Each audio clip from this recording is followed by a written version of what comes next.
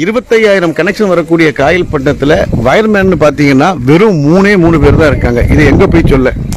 ஒரு ஜான் வயிற்றுக்கா வேண்டிதான் மனுஷன் பாடுபடுறான். இந்த 5 மீட்டர் கயிறு தான் அவங்களுடைய வாழ்வாதாரம். இந்த கயிறுல தான் அவங்களுடைய உயிரே ஊசலாடிட்டு இருக்குன்னு சொல்லலாம். பல உயிர்களை காப்பாற்றக்கூடிய, பல குடும்பங்களை காப்பாற்றக்கூடிய ஒவ்வொரு லைன்மேனும் இந்த ஒரு கயிறை நம்பித்தான் இருக்கிறாங்க. ஆனா கவனமா நில்லுங்கண்ணே. யமுனை வெல்லும் இடுப்பு கயிறு உயிர் நண்பன் கை ஒரே நம்மனா கைவிட மாட்டா.